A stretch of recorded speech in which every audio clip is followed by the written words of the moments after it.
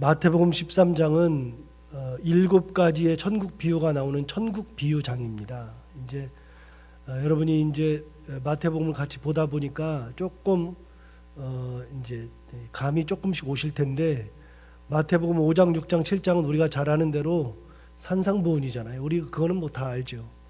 그 다음에 10장은 지난번에 했는데, 10장은 뭐냐면 제자도에 대한 이야기입니다. 그래서 예수께서 제자를 부르셔서 제자들에게 명령하신 이야기가 나오죠. 그래서 마태복음 10장은 제자도에 대한 이야기. 그래서 내가 이 땅을 살아갈 때 제자의 모습으로 살아가기를 원한다, 그러면 마태복음 10장을 읽어보시면 거기에 다 나와 있습니다. 그래서 5, 6, 7장은 산상보훈, 10장은 제자도, 그리고 오늘 나오는 13장도 굉장히 유명한 장인데 천국 비유를 7가지로 하셨던 천국 비유장이죠. 그 7가지가 여기 쭉 나오는데, 이제 첫 번째는 오늘 본 것처럼 씨 뿌리는 자가 씨를 뿌리는 그 비유가 이제 나와 있고요. 그 다음에 이제 또 어디 보시냐면 24절을 보시면 이렇게 되어 있죠. 예수께서 그들 앞에 또 비유를 들어 이르시되 천국은 좋은 씨를 제 밭에 뿌린 사람과 같으니, 그러면서 천국은 씨를 뿌리는 사람과 같다, 그런 얘기를 쭉 했고, 31절에도 보시면 또 비유를 들어 이르시되 천국은 마치 사람이 자기 밭에 갖다 심은 겨자씨 하나 같으니, 그래서 겨자씨 비유가 나오죠. 그래서 천국은 마치 그런 것과 같다 얘기했고, 33절도 또 비유로 말씀하시되 천국은 마치 여자가 가루 서말 속에 갖다 넣어 전부 부풀게 한 누룩과 같으니라, 그러면서 천국은 누룩 비유라고 하는 것을 여러분 들어봤을 거예요.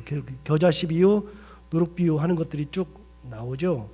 그 다음에 44절도 보시면 천국은 마치 밭에 감추인 보화와 같으니, 그래서 밭에 감추인 보화의 비유.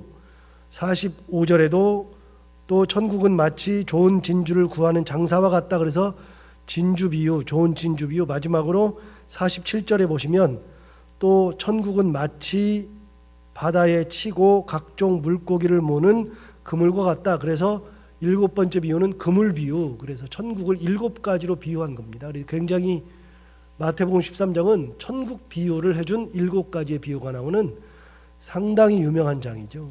이거는 신학교 가는 사람들이면 13장에 나오는 7가지 비유, 이거는 알고 있어야 되죠.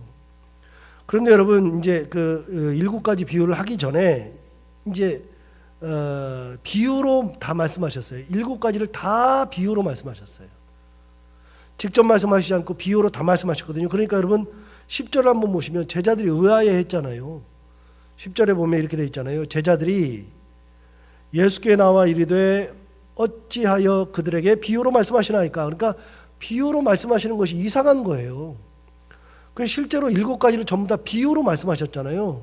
씨 뿌리는 자의 비유, 겨자씨 비유, 미랄 비유, 그다음에 그물 비유, 이런 것들, 진주 비유, 이런 비유로 다 말씀하셨죠. 그러니까 제자들이 굉장히 의심스러운 거예요. 예수님 왜 도대체 비유로 말씀하세요? 그렇게 얘기했죠.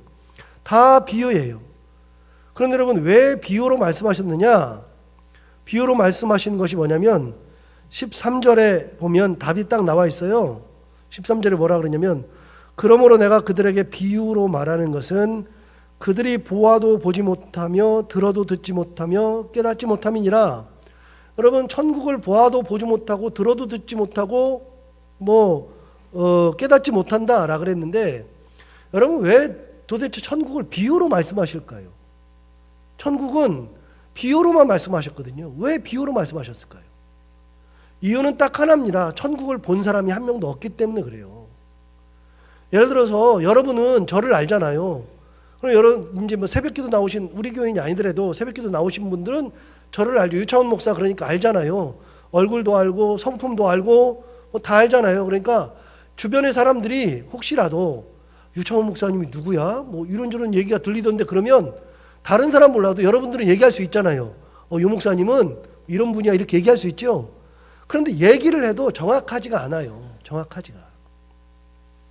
그래 여기 와서 보지 않으면 몰라요.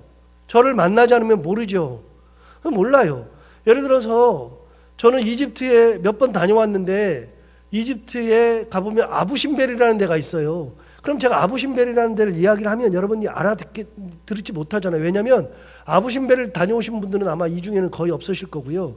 혹시 다녀오신 분이 있다 그러면 제가 이란을 다녀왔는데 이란의 하마단이라는 데를 다녀왔고 수산이라는 데를 다녀왔거든요. 여러분 하마단을 제가 얘기하면 잘 모르니까 하마단은 마치 우리나라의 경상남도 어디랑 비슷하다 이렇게 얘기할 수 있죠. 이야기할 때는요 비유밖에는 안 되는 거예요. 먹는 것도 똑같아요.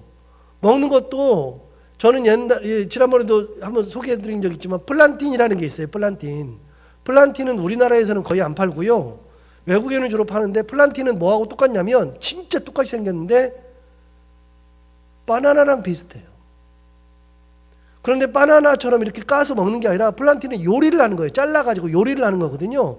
처음에도 저는 플란틴이 뭔지 몰라가지고서 이거 바나나인 줄 알고 사서 먹으려고 했더니 아니라고 저거는 플란틴이고 저거는 요리를 내고 기름을 둘러가지고 튀겨 먹기도 하고 뭐 이렇게 한다고 하더라고요. 잘 몰라요. 여러분 제가 지금 얘기했는데 진짜 플란틴이 바나나랑 비슷한지 알겠어요? 잘 모르잖아요. 모르니까 뭐라고 설명하느냐? 비슷한 걸 갖다 붙이는 거예요. 가장 비슷한 거.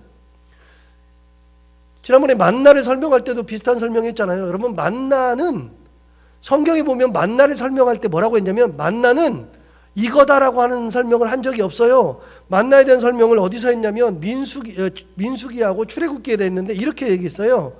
여러분 만나를 설명할 때 출애굽기 16장에 보면 이렇게 했어요. 이스라엘 족속이 그 이름을 만나라 하였으며 가시같이 희고 맛은 꿀 섞은 과자 같았더라 이랬어요. 여러분 가시같이 희고 맛은 꿀 섞은 과자 같았다 그랬는데 여러분 왜 같다 그럴까요? 가시같이 희다. 그 다음에 꿀 섞은 과자 같다. 왜 그렇게 같다 그럴까요? 만나를 본 사람이 없어요. 그런데 놀라운 거는요. 가시도 저는 잘 몰라요. 그래서 찾아봤어요. 그랬더니 민들레과의 1년생 식물이래요.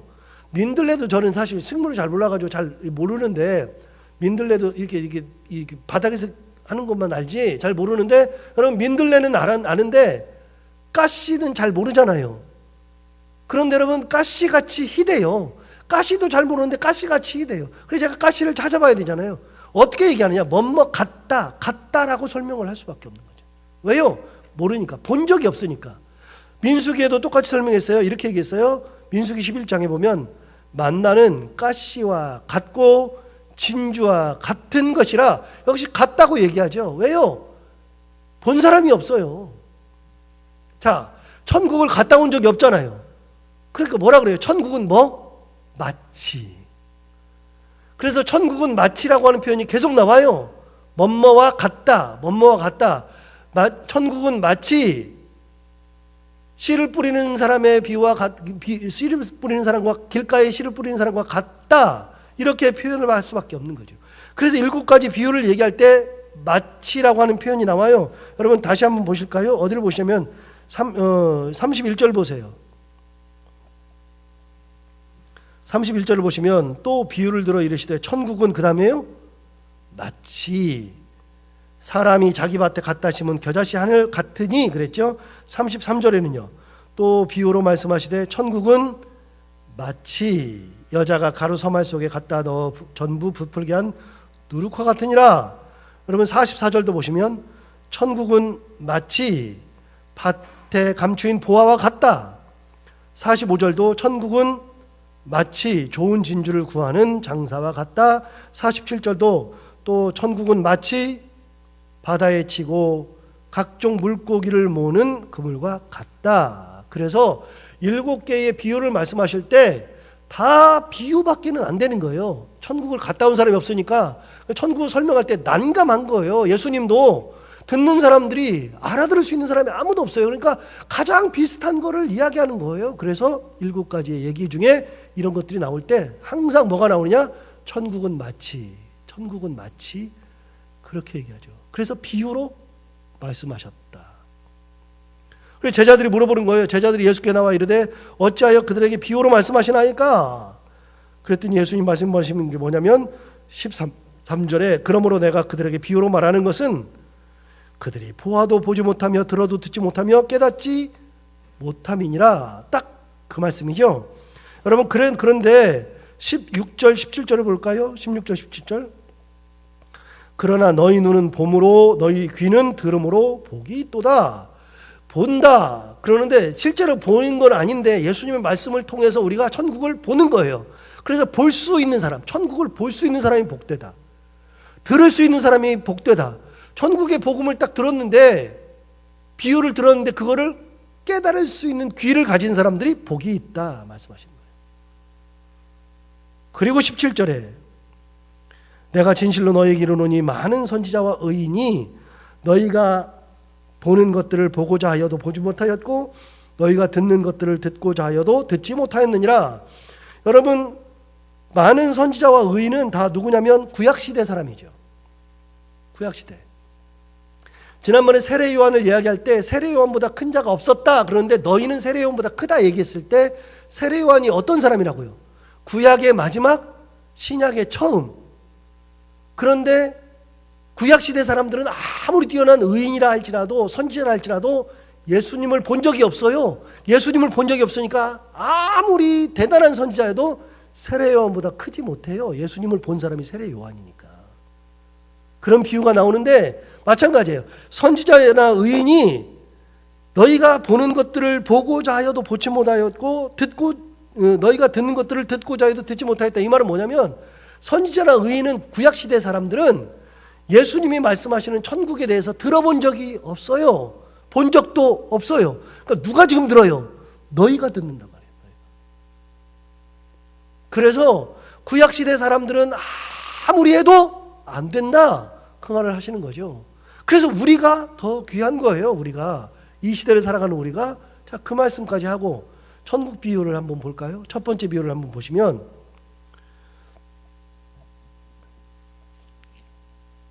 씨 뿌리는 자의 비유가 나오죠.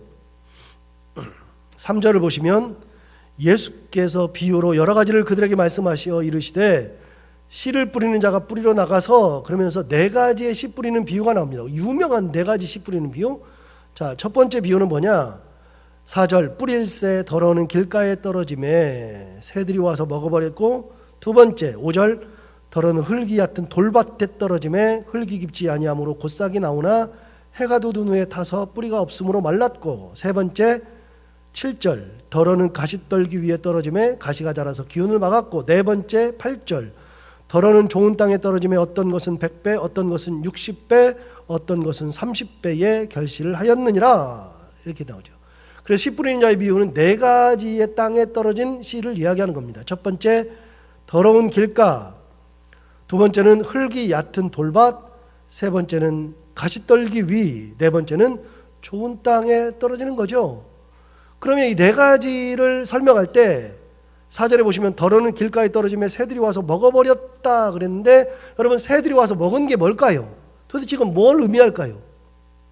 그에 대한 해석, 비유를 해놓고서 해석을 해주셨어요. 어디부터 했느냐? 19절부터 보시면 요거에 대한 해석을 정확하게 해줬어요. 19절을 보세요. 아무나 천국 말씀을 듣고 깨닫지 못할 때는 악한 자가 와서 그 마음에 뿌려진 것을 빼앗나니 이는 곧 길가에 뿌려진 자요. 여러분, 길가에 뿌려졌다는 건 뭐냐면 하나님의 말씀을 들었는데 그 말씀을 깨닫지 못하니까 곧 그 마음에 뿌려진 것을 악한 자가 와서 빼앗아 버린다. 하나님의 말씀을 깨닫지 못하는 사람들은 결국은 다 뺏겨요. 길가에 뿌려진 거랑 똑같아. 새들이 와서 먹어버렸다 그랬잖아요. 새들이 와서 씨를 다 먹어버린 것처럼 말씀이 그 사람 마음에 딱 떨어졌는데 이 사람의 심령이 길가와 똑같아서 그게 그냥 길가에 떨어져 버리니까 악한 사람이 와서 그거를 다 빼앗아 가버린다. 천국 말씀을 듣고도 깨닫지 못할 때, 말씀이 내 마음에 부딪히지 않을 때, 여러분 그래서요 말씀을 듣고 깨닫는 은혜가 굉장히 중요한 거예요. 설교를 듣고도 깨닫는 은혜가 굉장히 중요한 거예요. 여러분 어느 날 이게 사람이 네 가지의 심령이 다 있어요. 나는 항상 좋은 밭이 아니에요. 어떤 때는 내가 길가에 떨어진 밭일 때도 있고, 어떤 때는 돌이 많은 데에 뿌려진 그런 밭도 있고, 가시떨구 밭도 있고, 어떤 때는 좋은 땅도 있어요. 그래서 어느 날 내가 영적 상태가 좋을 때는 좋은 밭이 되어서 말씀을 들으면 그 말씀이 다 내게 피가 되고 살이 되는데, 어떤 날은요, 여러분 그런 경험 없어요? 설교 듣는데 다 듣고 다 나가버리죠. 전부 다. 그래서 이때 길가에 뿌려지면 말씀이 들어왔다가도 자리를 못 잡고 다 새들이 와서 쪼아먹듯이 악한 자가 와서 다 가져가 버려요. 전부 다 가져가 버려요. 결실하지 못하죠. 두 번째, 5절을 보시면 더러는 흙이 얕은 돌밭에 떨어짐에 흙이 깊지 아니하므로 곧 싹이 나오나 해가 돋은 후에 타서 뿌리가 없으므로 말랐다라고 되어 있는데, 여러분 두 번째는 흙이 얕은 돌밭에 떨어졌대요. 돌밭에 떨어졌으니까 흙이 깊지는 않아도 뿌리를 내리고 나는데 이게 싹이 나는 거예요. 싹이 나는데 아주 얕은 데에 자리를 잡았기 때문에 싹은 나도 해가 돋은 후에 타가지고서 결국은 말라 비틀어져 버린다라고 되어 있는데, 요거에 대한 해석이 어디 나오냐면 20절에 나오잖아요. 20절, 돌밭에 뿌려졌다는 것은 말씀을 듣고 즉시 기쁨으로 받되, 말씀에 기쁨이 있어요. 그런데 흙이 얕잖아요.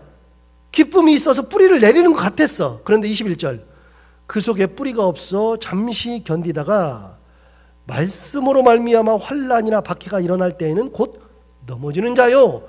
여러분 돌밭에 뿌려진 사람들은 어떤 특성을 가지고 있냐면, 이 뿌리가 아주 얇게 들어가기 때문에 뭐가 왔을 때 넘어지냐면 환난이나 박해가 일어날 때에는 곧 넘어져요. 그래서 신앙생활 잘하는 것 같은데 어느 순간에 금방 막 신앙생활 잘하고서 막 타는 것 같아요. 야, 이 사람 큰 제목 되겠다 싶었는데 갑자기 환난과 핍박이 오거나 그러면 그거 보고서 확 넘어지는 거예요.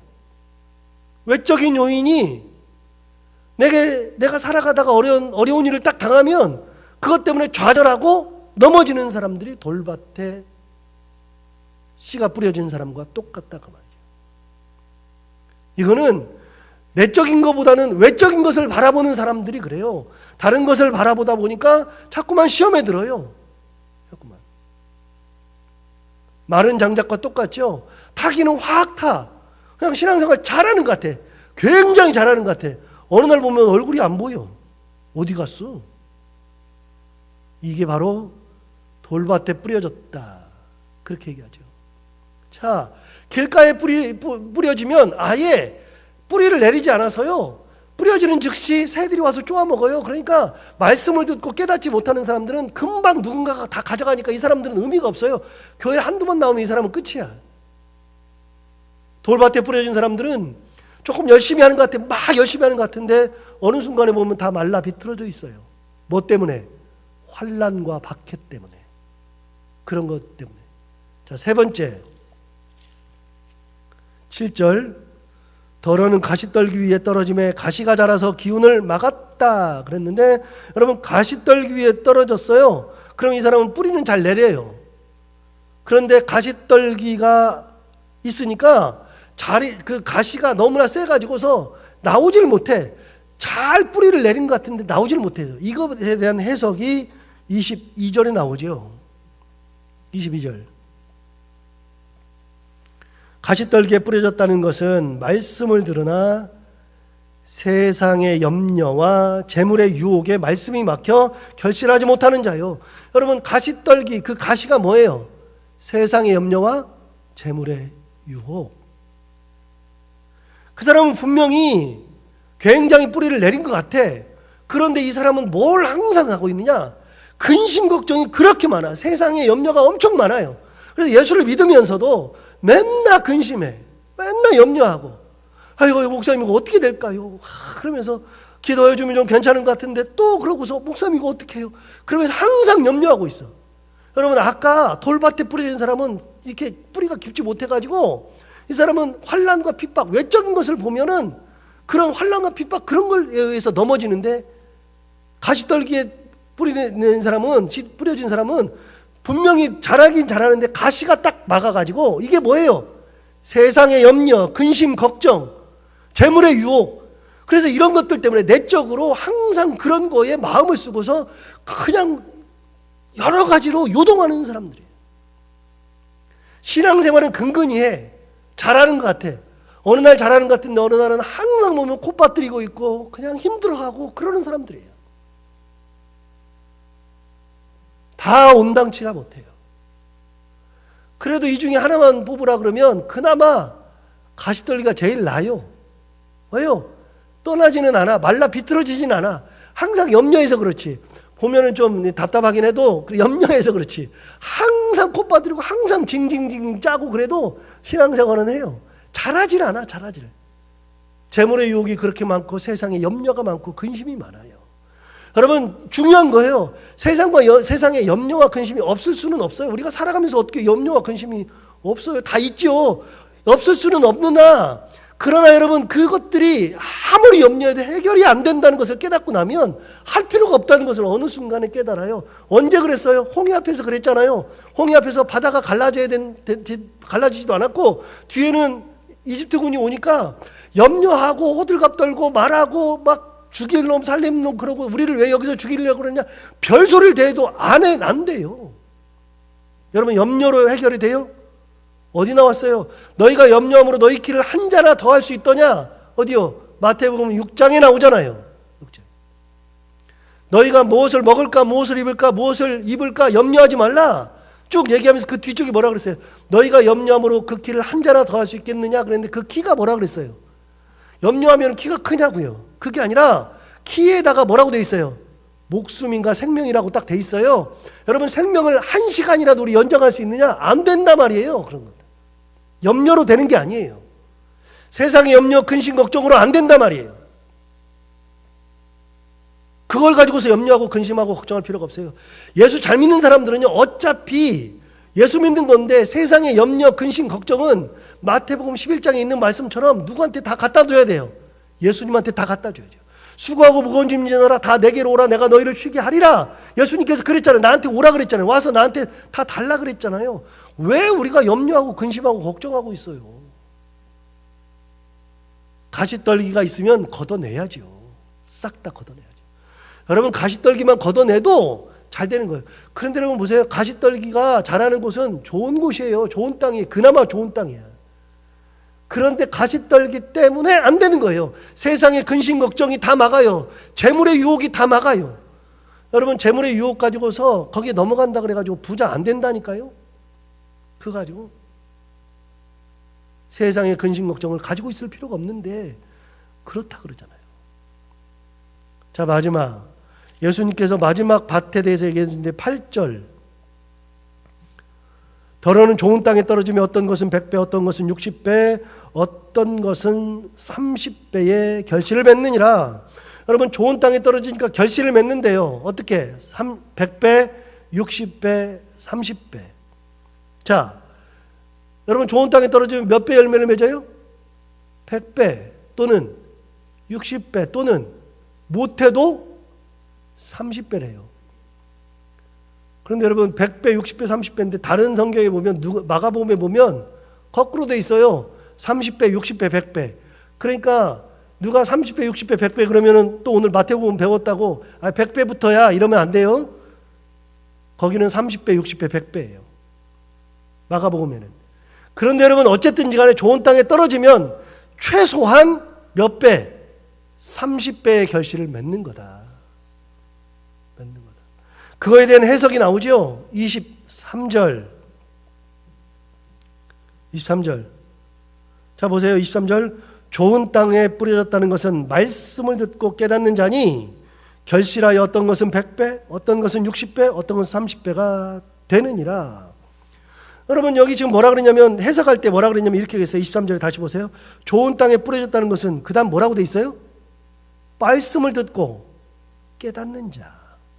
그런데 여러분 어디를 보시냐면 아까 첫 번째 길가에 뿌려졌다는 것을 해석할 때 뭐라고 했냐면 19절을 보세요. 19절에 아무나 천국 말씀을 듣고 깨닫지 못할 때는 악한 자가 와서 그 마음에 뿌려진 것을 빼앗나니 이는 곧 길가에 뿌려진 자요.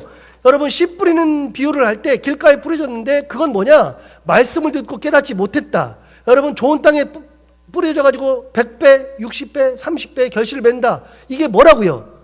말씀을 듣고 깨달을 때. 자, 말씀을 듣고 깨닫지 못하면 어디예요? 길가예요. 말씀을 듣고 깨달으면 좋은 밭이에요. 좋은 밭은 뭐냐?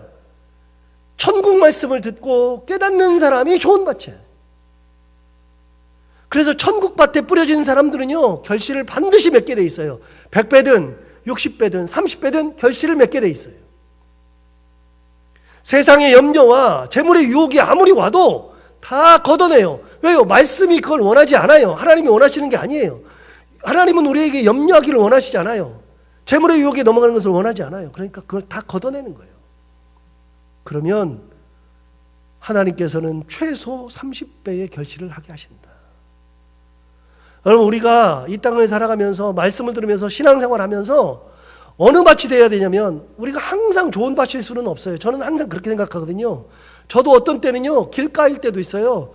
뭘 들어도 그냥 완전히 듣고 나가고 하는 때도 있고, 어떤 때는 돌밭일 때도 있고, 어떤 때는 가시나무 밭일 때도 있는데, 우리는 그래도 대부분 좋은 밭에 떨어지는 그런 심령이 되어서 말씀을 듣고 깨닫는 은혜. 그래서 그 말씀으로 인해서 100배, 60배, 30배의 결실을 맺을 수 있는 그런 믿음의 삶을 살아갈 수 있는 그런 천국 복음을 가슴에 두고 사는 저희들 모두가 다 되기를 바랍니다. 기도하겠습니다. 하나님 아버지, 천국 비유를 말씀하실 때 첫 번째가, 천국에서는 가장 좋은 땅에 떨어진 사람들이 천국의 은혜를 맛볼 수 있다 말씀하시면서 하나님의 말씀을 듣고 깨닫는 것이 천국이라고 말씀하시는 겁니다.